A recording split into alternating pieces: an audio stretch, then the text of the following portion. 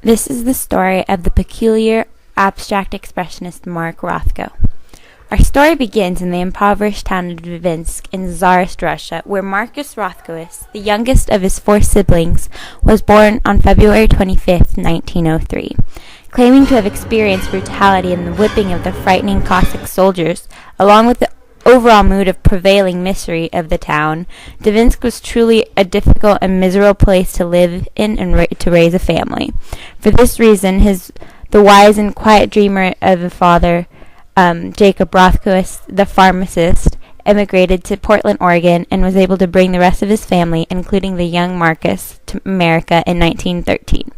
Marcus saw the transition and being forced to start anew in what seemed like a whole new world as a challenge for him, especially after the death of his father a few months after they all moved to Portland. He was able to adjust in school splendidly, however. He attended Shattuck grade school, in which he advanced to the 5th grade and completed his 4 years of high school in 3. He graduated from Lincoln High School with an impressive scholarship to Yale, and although an extremely smart and articulate young man, with what seemed like a promising future at Yale, he experienced a surprising amount of discrimination of Jews, and he dropped out early and pursued his interest in art in New York. Here it is where Mark Rothko, with having absolutely no history of any formal art training except for a few classes in high school, took an anatomy course at the Art Student League in 1923, where he claims he was interested in painting after seeing the bodies of women, and he began to study painting with Max Weber. Rothko continued to live in New York during the hardships of the Depression, quite literally starving to be a painter, and he actually claimed he could teach you how to live on $5 a week. However, New York didn't only bring economic difficulties, but a variety of relationships to his life and different styles of painting, including the one renowned style that would not only satisfy Rothko's initial intentions for art, as well as make him recognized as an artistic genius throughout the world. Rothko had always expressed his initial intentions for creating art. He claimed he became a painter because he wanted to raise painting to the level of poignancy of music and poetry. He had always wanted to express what he thought were the basic emotions of human life: tragedy, ecstasy, and doom. He also wanted to transcend the boundaries of art by creating a deep connection between the viewer and his art. He actually encouraged people to stand just inches away from his paintings in order to become completely engulfed by the formidable canvases of emotions. His paintings reflect his journey and how he changed. They transitioned from despairing subway scenes in New York when he first moved there to symbolic and abstract figures based on his growing interest in mythology, to completely abstract but highly expressionistic canvases of bold colors that also changed from bright yellows, oranges, and reds to palette, only including dark blues and violets and black and gray, representing his attitudes as his depression worsened.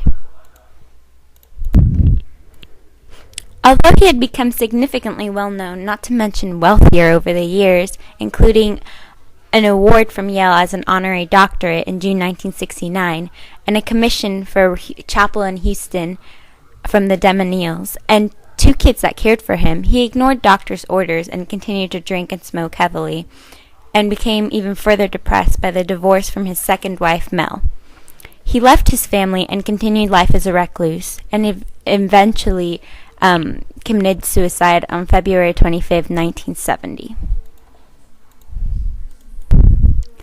Rothko had always been afraid to reveal his painting to the world since the very beginning, because to reveal his paintings was to reveal himself, becoming completely vulnerable to the world. So when he thought his fears of his advisors and friends becoming greedy and just profiting from the paintings that he had created from his soul were becoming true, along with all the fame he had accumulated, which he did not respond to easily, he broke. Along with the realization of his fears becoming reality, Suna Amari from the Rothko Chapel mentions that his suicide could also have been chemically induced due to all the antidepressants he was taking, the perfect epitome of a tragedy. Although after talking with Suna, she said that if Rothko were alive today to read the comments that people leave at the Rothko Chapel all the time, he would definitely be pleased with the reactions to his paintings. So Rothko was able to overcome many challenges, such as moving from his hometown, the loss of his dad at such a young age, discrimination against Jews, and economic hindrances. But unfortunately, his depression prevailed, and the world lost an amazing artist and deep thinker who was able to change the art world with his revolutionary, resounding, compelling, and huge canvases.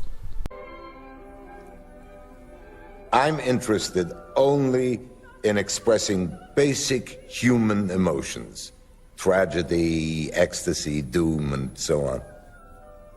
And the fact that people break down and cry when confronted with my pictures shows that I communicate those basic emotions.